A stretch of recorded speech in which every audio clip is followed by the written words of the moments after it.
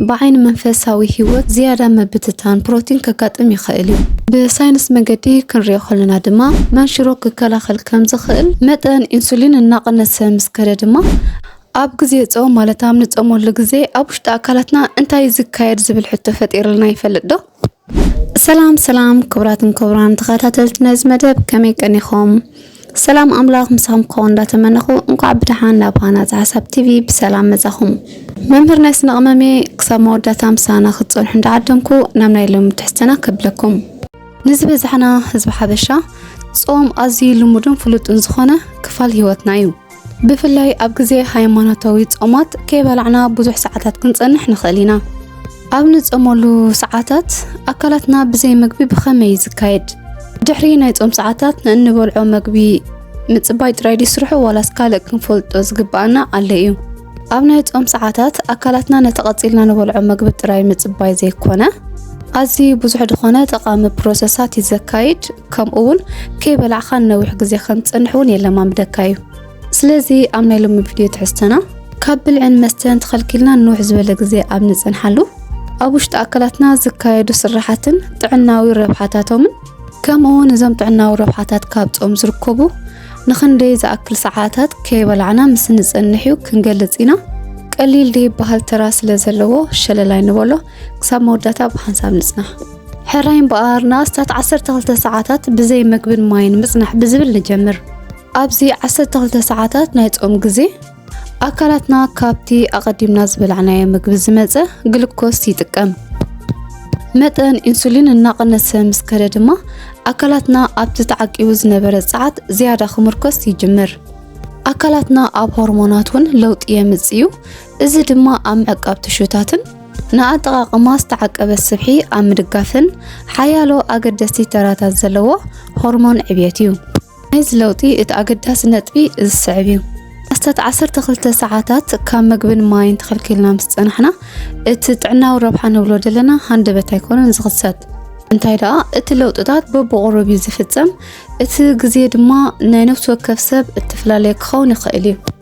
ናስተት 18 ሰዓት ምስ እንጸውም አካላትና ነዳድ ክቅይር ይጅምር ማለት እቲ ሓይሊ ዝረኽበሉ ምንጪ እዚ ክንብል ከለና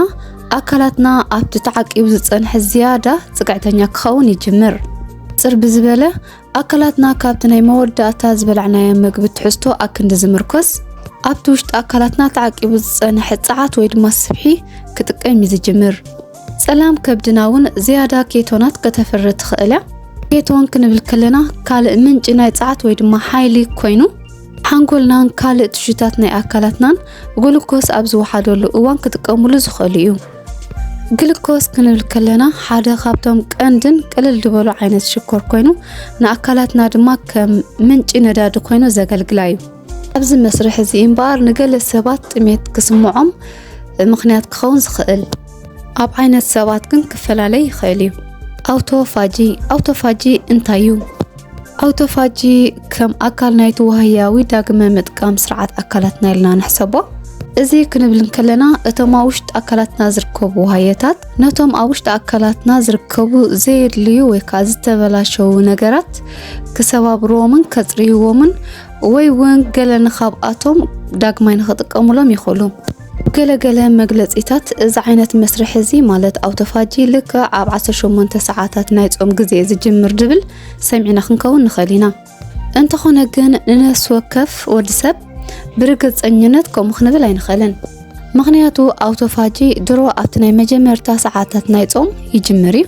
ጾም ድማ ነዚ መስርሕ ክጽልዎ ይኽእል እዚ ይኹን እምበር ተመራመርቲ ስነፍልጠት ገና ኣብ እዋን ጾም ኣብ ደቂ ሰባት አውቶፋጂ መዓስን ብልክዕ ክንደይን ከም ዝውስኽ ኣብ መጽናዕትዮም ዝርከቡ ስለዚ ንኣስታት 18 ሰዓታት ስለዝጸምና አካላትና ነቲ ውሽጣዊ ርስሓት ኩሉ ኣጽሪይዎ እዩ ኢልና ክንሓስብ ግቡእ ኣይኮነን ንምባል እዩ እቲ ክውንነት ዝያዳ እንዳተሓላለኸ ዝኸይድ ንከባቢ 24 ሰዓታትን ልዕሊኡን ካብ ምግብን መስተን ተኸልኪልና ምስ ጸንሕከ እንታዩ ዝቕጽል እቲ ናይ ጾም ሰዓታት ልዕሊ 18 እንዳበረኽናዮም ምስ እንኸይድ እቲ ኣብ ጸላም ከብዲ ዝኽዘን ግላይኮጅን ማለት እቲ ብመልክዕ ግላይኮጅን ዝተዓቀበ ግሉኮስ ኣዝዩ ክጎድል ይኽእል ድሕሪኡ ኣካላትና ጸዓት ንምርካብ ዝያዳ ኣብ ስብሕን ኬቶንን ይምርኮስ።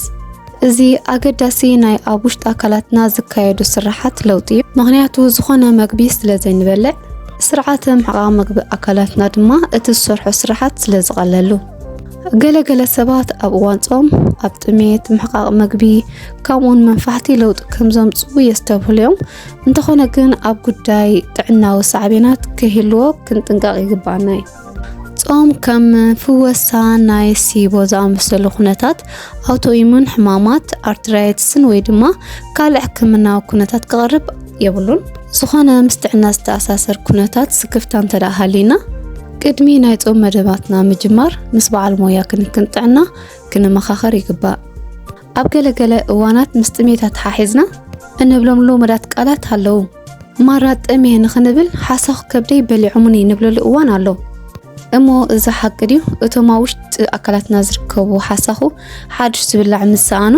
ነቲ ካልእ ኣካላትና ክበልዕዎ ይኽእሉ ድዮም? ማዕረ ክንድኡ ኣካቢድና ክንሪኦ የብልናን። ምክንያቱ ኣብ እዋን ጾም ኣካላትና ዝተፈላለየ ምንጭ ጸዓት ይጥቀምን ኣገደስቲ ትሹታት ንምዕቃብ ዝሕግዙ ኣገባባት ኣለዎ። እዚ ይኹን እምበር እቲ ናይ ጾም ሰዓታት ብዝተናውሐ ወይ ድማ ብዝቐጸለ መጠን ዝያዳ መብትታን ፕሮቲን ከጋጥም ይኽእል እዩ።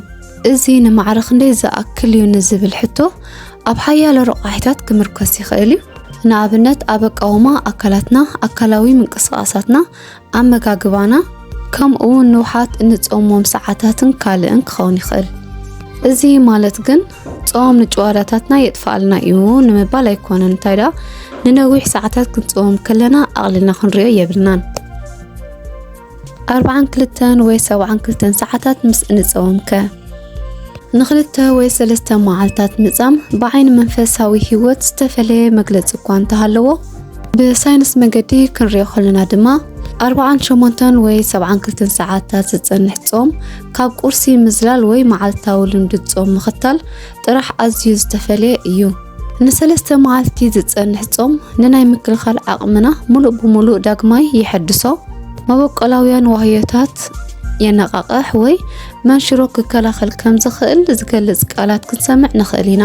ኣብዚ መዳይ እዚ መሳጢ ዝኾነ መጽናዕትታት ኣሎ። እንተኾነ ግን ብዙሓት ካብዞም ኣባህላታት ንኹሉ ሰብ ከም ዝጠቕሙ ዝተረጋገጹ ኣይኮኑን። ስለዚ ክንርስዖ ዘይብልና